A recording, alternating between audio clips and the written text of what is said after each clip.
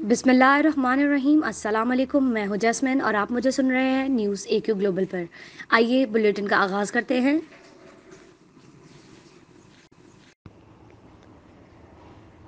سری لنکا کے وزیر اعظم مہندا راجا پاکسے نے وزیر اعظم عمران خان کے دورہ پاکستان کے حوالے سے ٹوئٹر پر شاندار پیغام جاری کر دیا ہے۔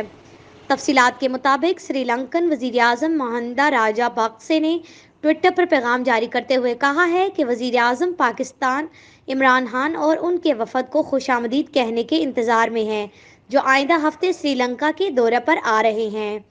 ان کے دورے میں ہمارے تعلقات کو مزید توقیت ملے گی، جبکہ مشترکہ منصوبوں کی راہ ہموار ہوگی، جس سے دونوں ممالک کے عوام کو فائدہ پہنچے گا۔ یاد رہے کہ وزیر اعظم عمران خان 23 فروری کو دورہ سری لنکا پر روانہ ہوں گے، جو کہ 2 روزہ مہلت ہو گیا۔ اس دورے کے دوران وہ سری لنکن وزیر اعظم اور دیگر اہم شخصیات سے ملاقاتیں بھی کریں گے۔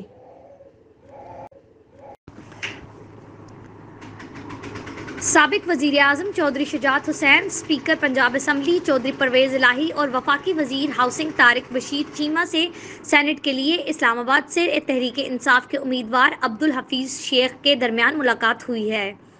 تفصیلات کے مطابق ملاقات میں ملکی سیاسی صورتحال اور باہمی دلچسپی کے امور پر تبادلہ خیال کیا گیا۔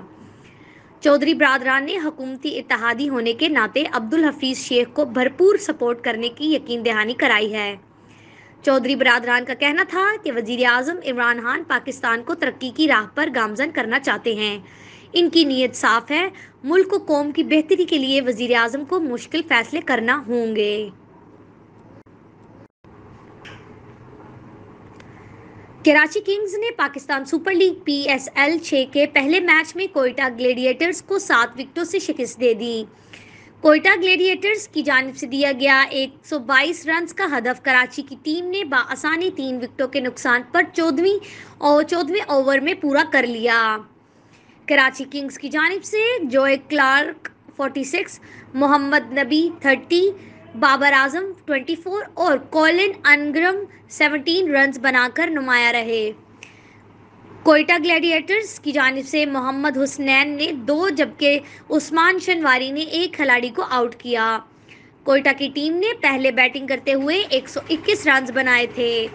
کوئٹہ کی جانب سے کرس گیل 39 اور اعظم خان 17 رنز بنا کر نمایاں رہے۔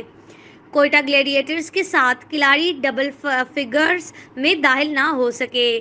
کراچی کی جانب سے ارشد اقبال نے 3 جبکہ وقاص مقصود نے 2 کھلاڑیوں کو آؤٹ کیا۔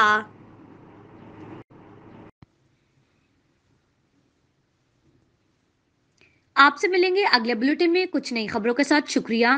نیوز اے کیو گلوبل۔